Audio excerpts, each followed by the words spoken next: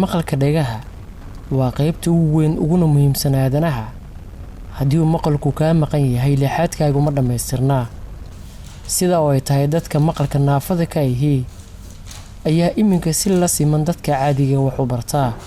Fatxi iyo Raxmo waa laba gabdho walaalo ah. waxay si maalinle ah u aadaan iskuul iyaga u gaar ah oo dadka maqalka naafada ka ahi loogu talagalay.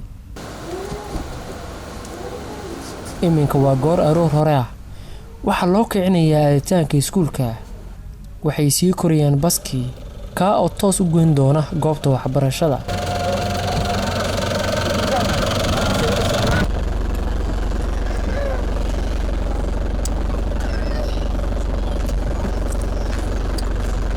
labadan gabdhood oo walaalo ahi iminka waxay qaadanayaan casharadii. haasaatee sida dadka caadiga wax looma baro oo qaabka ishaarta ay wax ku bartaan oo gacmaha la xiriira. iminka waxay marayaan fasalka koowaad maadaama ay aad u daayir yihiin. in la fahmo dadkan waxay dadka caadiga ku qaadataa waqti badan. haasaatee anigoo warbixintan idiin diyaarinaya bal ila arag qaabka loola sheekaysto. iminka waxaan weydiinayaa gabdhaha magacyadooda iyo fasalka ay marayaan. markaan waxaan raacinayaa ishaarta gacmaha oo ah qaab iyaga durba waxay ku fahmi karayaan. magaca Fadxi magaca Raxmo fasalka waxbarashada ma ku fiican tahay. okay waxbarashada وقريت تغنمو اوكي فصلك هذيك فصلك كويت فصلك كويت. ريام إبراهيم عنشور iyaduna maqalka ay naafo ka tahay waana maamulaha iskuulka Sadko ee ardayda maqalka leh waxay ku bartaan. waxay aaminsan tahay in ardaydan ay dadka caadiga la siman yihiin.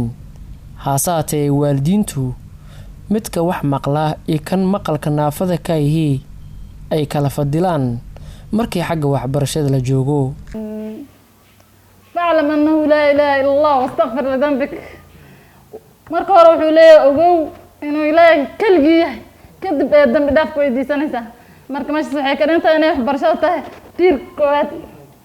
marka waxaan aad u jeclahay in dadkan aan leesan oo ay noqdaan dad ardayda kale la mid noqdaan oo bulshada ay dhinac ka galaan bulshada kalena ay ka caawiso dhexgalka ardayda kale. sidoo kale waxaa jira dhibaatooyin fara badan dhanka waalidiinta oo cunuga marka uu dhasho cunuga lixaadkiisa dhammaystiran yahay iyo kan maqalka naafada hal waalid ay dhalaan. waxaad arkaysaa in waalidiintu ay ilmaha ay kala dhowrsanayaan. waxaad arkaysaa in kan dhagihiisu fiican yihiin la leeyahay mustaqbal uu keeni karaa oo mustaqbalkiisa lagu dadaalayo oo waxbarashadiisa la keenayo oo lacag fara badan lagu bixinayo. laakiin waxaad arkaysaa mid kale dhowlka la leeyahay kan waa dhowl iska daa wax baran kara. marka waxaa aad ugu xumahay in saas oo la dhaqmo bulshada maadaama aan ahay qayb ka mid ah. waxaa aad u jeclaan lahaa in waalidiintu ay caruurtooda simaan. in daqiiqada ayaan gaarigan la saarnaa. waxay cajib geliyey sida dareenka leh ay ardaydan isku fahmayaan. maqalka ayay naafo ka yihiin haasaatee muu malaynaysid markaa ku dhex jirtid. iminka oo aan baskooda aan saaranahay wuxuu socdaan goobtooda waxbarashada. haasaatee subaxii markay soo baxayaan saacadahan oo kale ayay soo duceystaan. waxaana dareemaysaa dadka caadiga inay la siman yihiin. haasaatee Soomaalida ayaa u fahansan inay yihiin dad dhagoola. haasaatee sidaa maaha.